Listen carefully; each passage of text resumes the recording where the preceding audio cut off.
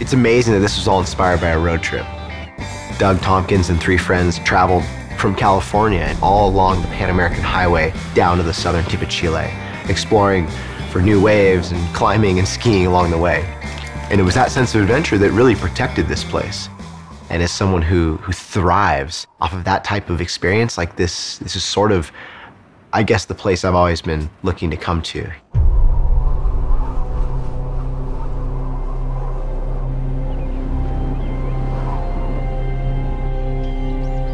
You can't come to Patagonia without being exposed.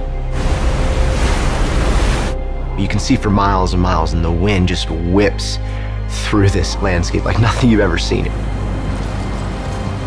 It makes you feel so vulnerable.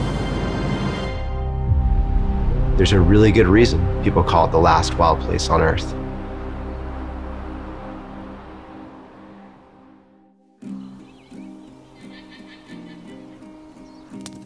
I knew that for this assignment I needed a light kit that I could bring anywhere, whether it was on the glacier or going on a kayak or climbing or whatever. And then I knew that the aerial perspective of this place was critical. So I brought with me DJI's newest lightweight drone, the Mavic Air, which is just something I could throw in my bag and it wouldn't take up any space. One of the biggest struggles as a photographer is figuring out what's beyond that next ridge, what's that perspective look like, and being able to fly a lightweight drone with 20 minutes of flight time and identify this area, scout your location, pick your angle, and then be there within a few minutes that before would have taken me hours to hike to. I mean, any good storyteller knows that it's not enough just to be on the sidelines. You have to be immersed in these projects. You have to experience them for yourself. We're halfway up a death slab of loose rock. We don't really know what we're getting ourselves into. For me, one of the most important things is not being weighed down by tons of gear. And I didn't want to sacrifice my image quality, and so bringing the Mavic Air allowed me to really have the best of both worlds.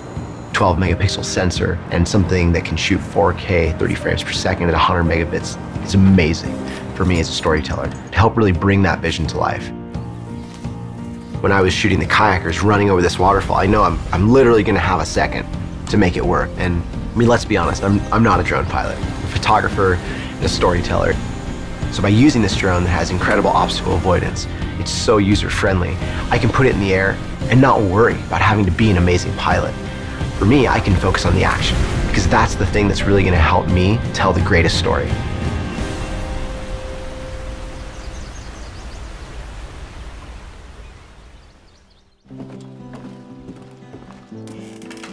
As a photographer, you're always hoping to enhance people's experience of being there.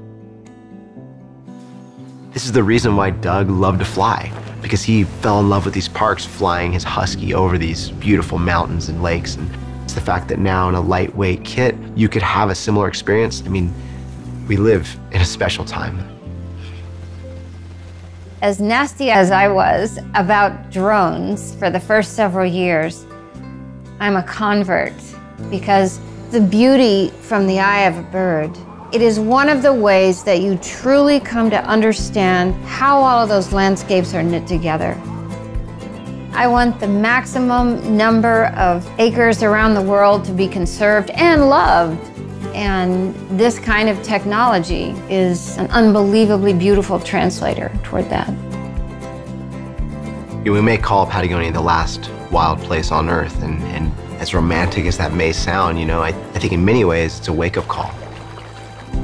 What I've found is that trying to convince somebody about a glacier that's receding thousands of miles away they'll never see, they'll never experience, they'll never know about, it's really hard to make change that way.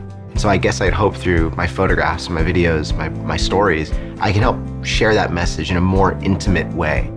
The end goal is that people actually come and they actually see it for themselves, because that is the way that we will create positive change.